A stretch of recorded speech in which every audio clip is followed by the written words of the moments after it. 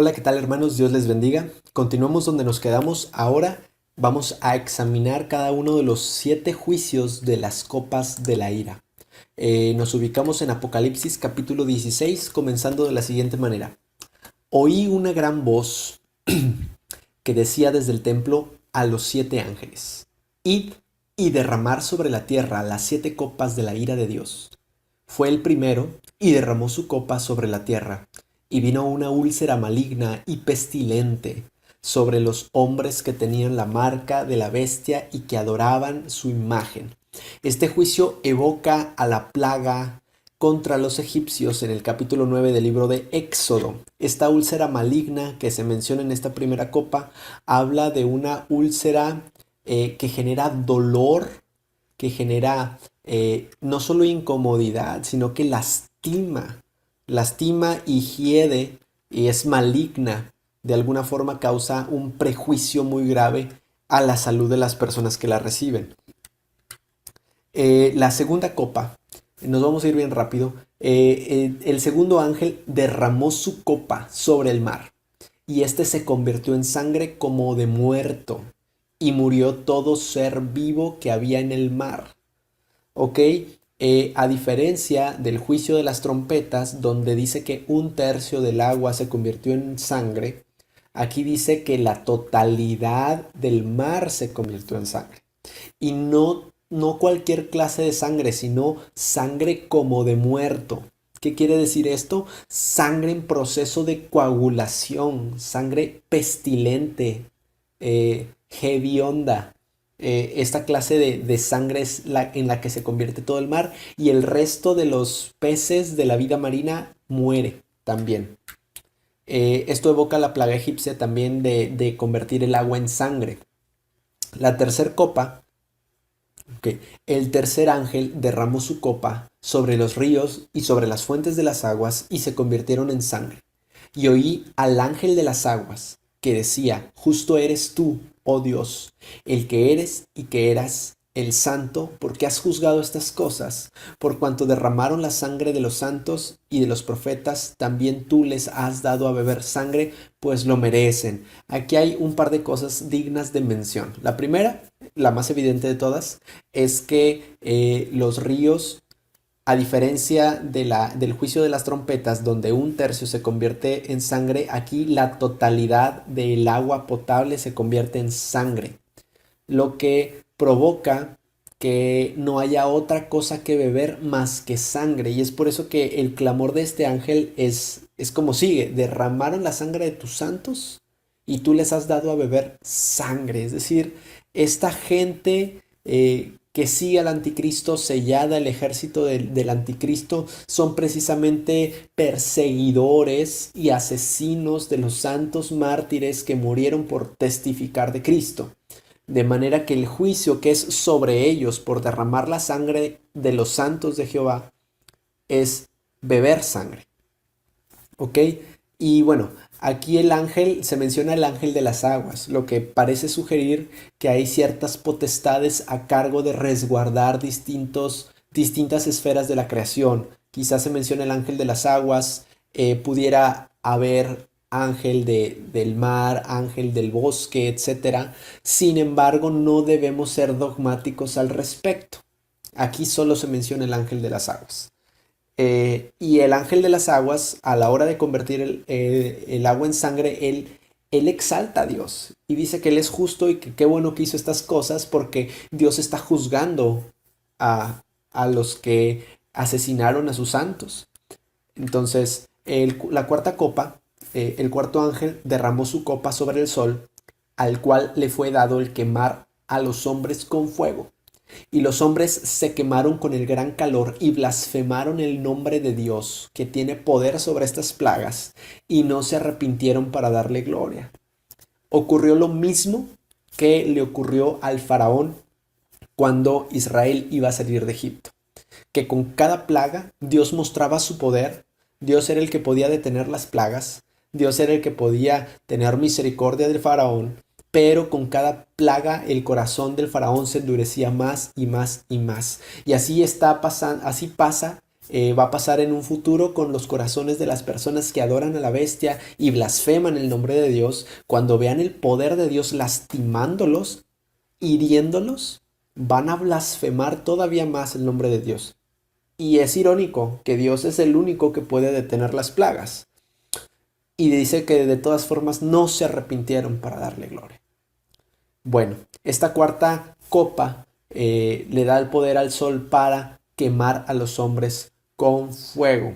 Genera quemaduras dolorosas, incluso quizás hasta mortales. En la quinta copa dice que el ángel derramó su copa sobre el trono de la bestia y su reino se cubrió de tinieblas, y mordían de dolor sus lenguas y blasfemaron contra el Dios del cielo por sus dolores y por sus úlceras, y no se arrepintieron de sus obras. Aquí la quinta copa dice que es derramada sobre el trono de la bestia específicamente, y dice que la totalidad del reino de la bestia se cubrió en tinieblas. Y es de notar que el reino de la bestia del anticristo era mundial, es decir, el mundo entero se cubrió en tinieblas. Ahora, al inicio el sol ardió demasiado y quemó a los hombres, pero ahora estaban cubiertos en tinieblas. Pero las heridas que les causó el sol permanecen, entonces tenían heridas pestilentes por la plaga, por las úlceras malignas que les salieron, y tenían quemaduras de alto grado en sus pieles por quemaduras del sol. De manera que ellos tenían un dolor que no se podía curar, porque la bestia, a pesar de que por el falso profeta, por la segunda bestia, hace milagros y hace portentos, está impedida para sanar las heridas de sus seguidores. Entonces no hay medicina que los cure de su dolor. Y dice que mordían en esa oscuridad completa, mordían de dolor sus lenguas y blasfemaban contra Dios, contra el Dios del cielo, por sus dolores y por sus úlceras. Y dice, y no se arrepintieron de sus obras. Esto habla, hermanos, esto habla del carácter del ser humano cuando su corazón ha estado muy endurecido por el pecado. Porque, hermanos, si tú eres sensible a Dios, en el momento en el que te equivocas, en ese momento tu corazón se contrista y el arrepentimiento viene a tu corazón por medio del Espíritu Santo. Pero cuando tú insistes en el pecado y sabes que estás mal e insistes en el pecado y Dios te habla al corazón y tú rebeldemente insistes en hacer lo contrario, entonces tu corazón se va endureciendo cada vez más, cada vez más, cada vez más, hasta que no se siente nada. Y el corazón de estas personas llegó a su colmo al no arrepentirse ni experimentando esta clase de juicios tan dolorosos. Uno piensa, ¿cómo es posible que no se puedan arrepentir al ver la mano de Dios haciendo estas cosas? Bueno, pues la Biblia dice que ni así se arrepintieron. La sexta copa dice, el sexto ángel derramó su copa sobre el gran río Éufrates, y el agua de éste se secó para que estuviese preparado para el camino de los reyes del oriente. Ok, aquí en el mapa podemos observar a Palestina en el punto rojo y se observa a el río Éufrates en la parte derecha de Palestina.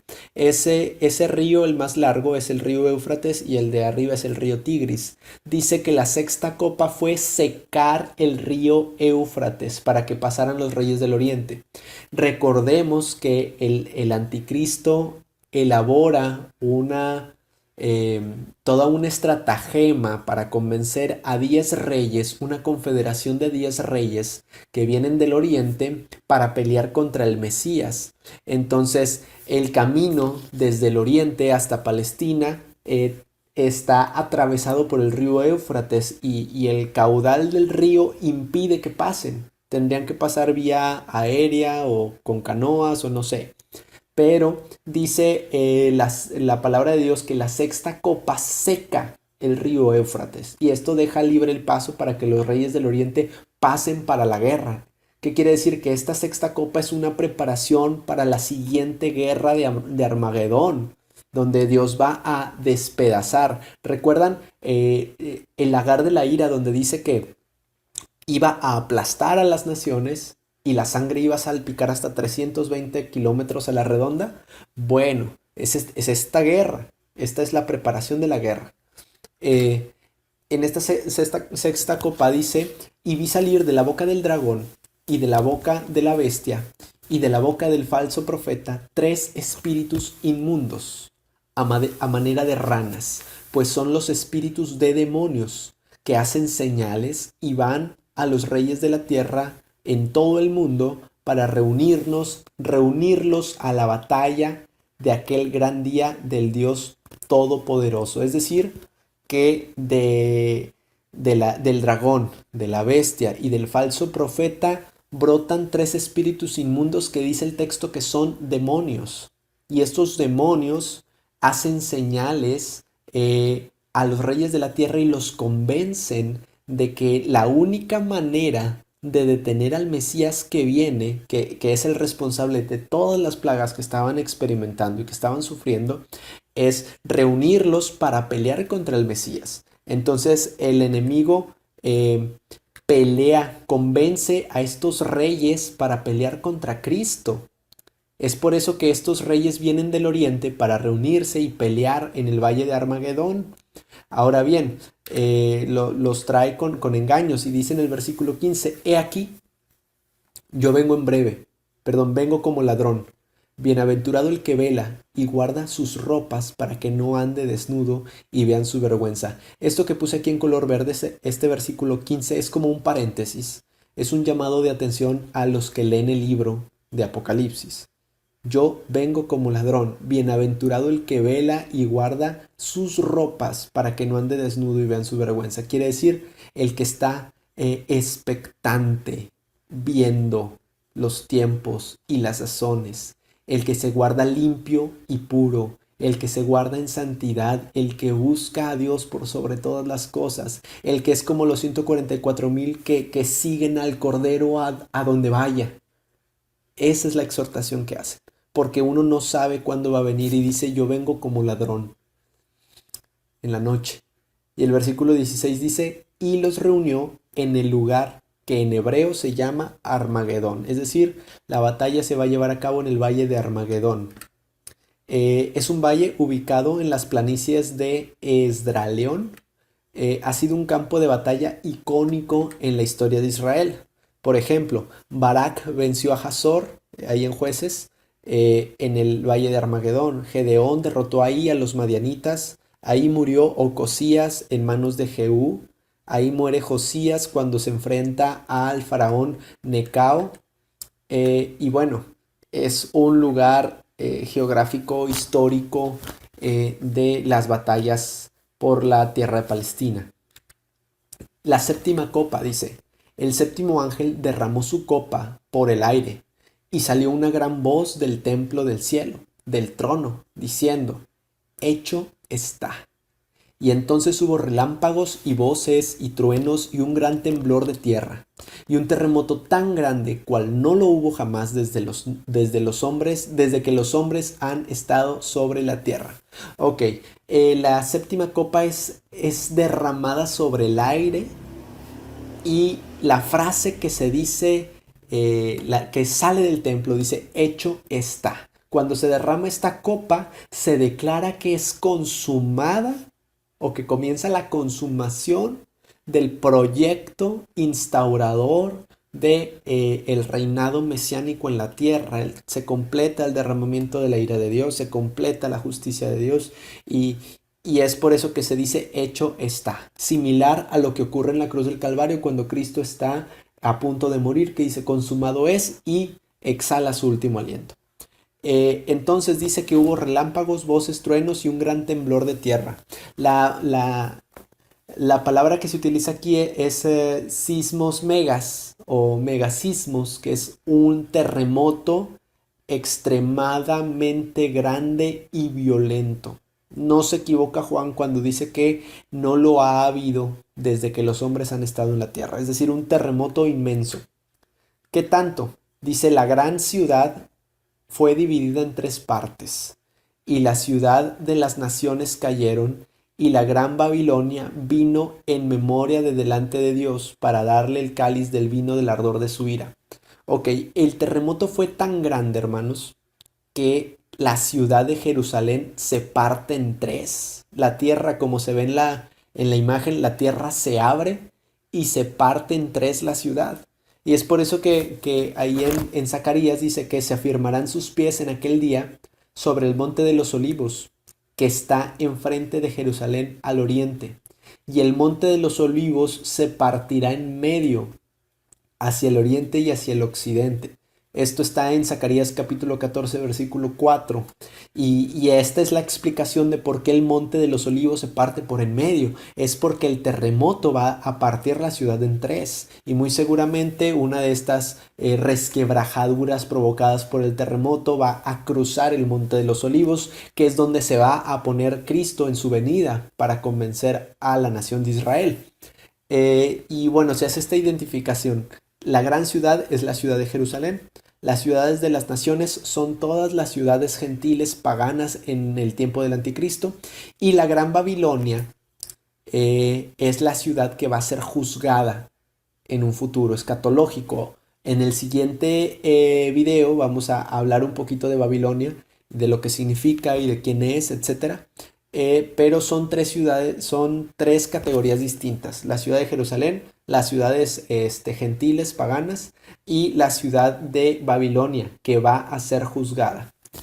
Eh, bueno, ahí se menciona parte de la séptima copa, dice: toda isla huyó y los montes no fueron hallados. Este versículo indica que muy probablemente todas las islas se hundieron y que todos los montes fueron aplanados o fueron alisados los montes.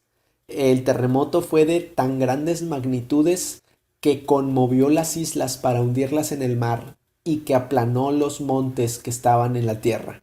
Entonces, imagínense el tamaño de terremoto que estamos diciendo. Y dice que cayó del cielo sobre los hombres un enorme granizo, como el peso de un talento, y los hombres blasfemaron contra Dios por la plaga del granizo, porque su plaga fue sobremanera grande. ¿Ok? Este granizo, que pesa como un talento, es equivalente a un granizo de aproximadamente 50 kilos. Los granizos que se muestran en la imagen no son representativos de esos 50 kilos. Muy probablemente van a ser más grandes que los que se ven en la imagen, considerablemente más grandes. Se menciona que tienen un peso aproximado de 50 kilos. Imagínense, hermanos. Si uno a veces ve una bolita de hielo que cae en el cielo y abolla los carros y lastima a la gente que esté ahí abajo, ahora, ¿cómo no va a morir gente, a ser lastimada gente, a ser destruidos bienes materiales con tamaños granizos de 50 kilos?